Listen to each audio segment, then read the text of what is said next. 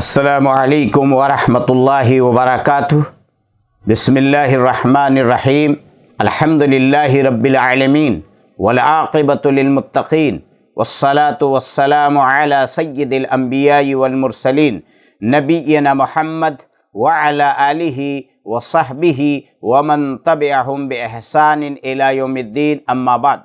فقد قال اللہ تعالی فی القرآن المجید: اعوذ باللہ من الشیطان الرجیم، بسم اللہ الرحمن الرحیم، لن تنالوا البر حتی تنفقوا مما تحبون۔ محترم ناظرین، میں نے قرآن مجید کی ایک ایسی آیت تلاوت کی ہے جو آیت کریمہ بڑی اہمیت کی حامل ہے۔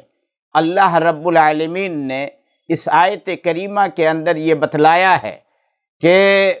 تم ہرگز نیکی نہیں پا سکتے ہو، ہرگز بر نہیں پا سکتے ہو جب تک کہ تم اپنے پسندیدہ مال کو اللہ کی راہ میں خرچ نہ کرو۔ لن تنالوا البر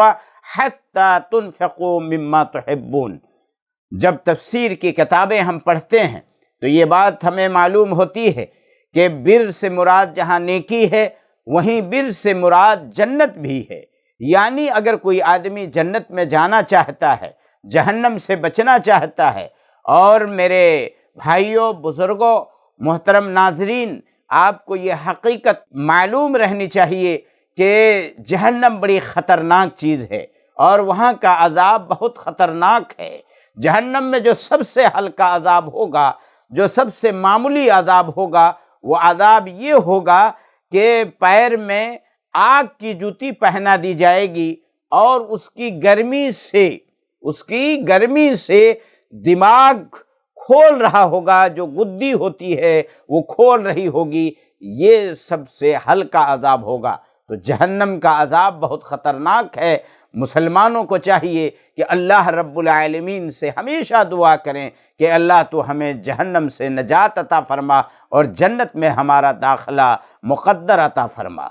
محترم ناظرین، تو میں یہ عرض کر رہا تھا کہ جنت میں اگر آپ جانا چاہتے ہیں تو اللہ کی راہ میں ہمیں وہ مال خرچ کرنا ہوگا جو مال ہمارے نزدیک سب سے زیادہ پسندیدہ ہو۔ اگر ہم کوئی اپنے گھر میں کوئی جائیداد رکھے ہوئے ہیں، کوئی ہمارے پاس مال ہے، ہمارے پاس کوئی چیز ہے اور وہ چیز ہمارے نزدیک بہت زیادہ محبوب ہے، اگر ہم چاہتے ہیں کہ ہم جنت پائیں تو اللہ کی راہ میں اس کو خرچ کرنا ہوگا۔ اللہ کی راہ سے مراد مسجد میں لگائیں آپ، اور مسافر خانہ بنوائیں، یتیموں کا کام آئیں، بے سہارا لوگوں کا کام آئیں، بے کسوں کا کام آئیں، غریبوں کی مدد کریں، بے سہارا لوگوں کی مدد کریں، اور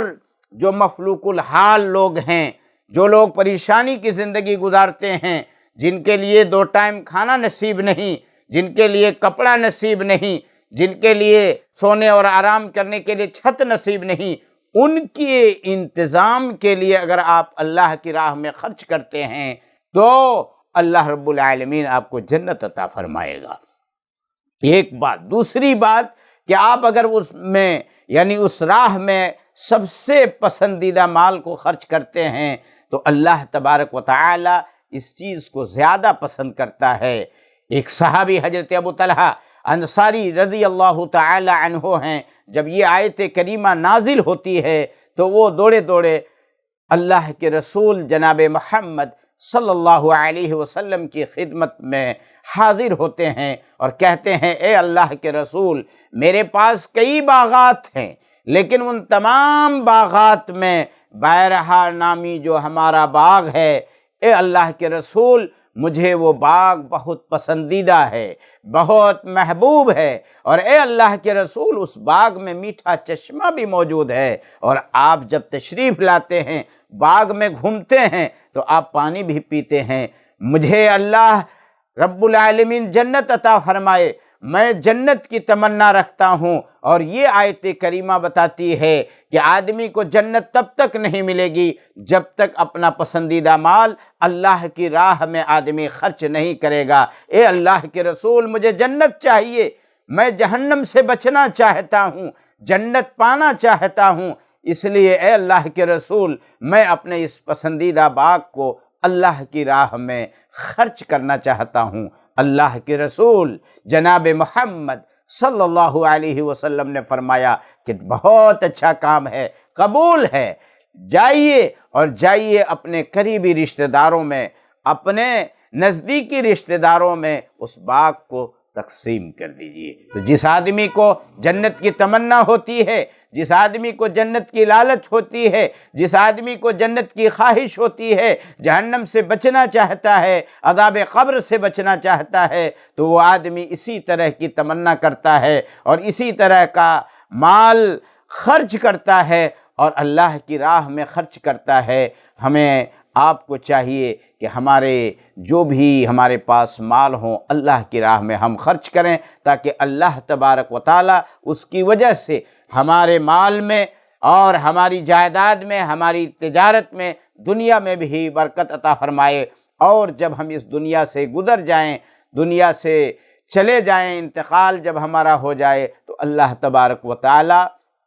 ہمیں جنت میں داخل فرمائے، جہنم کے عذاب سے بچائے۔ میں اللہ تعالی سے دعا کرتا ہوں کہ اللہ تعالی ہم تمام لوگوں کو اپنے اچھے مال کو اللہ کی راہ میں قربان کرنے، خرچ کرنے کی توفیق عطا فرمائے، آمین۔ وصلی اللہ وسلم علی خیر خلقہ محمد وعلی آلہ وصحبہ اجمعین۔ السلام علیکم ورحمۃ اللہ وبرکاتہ۔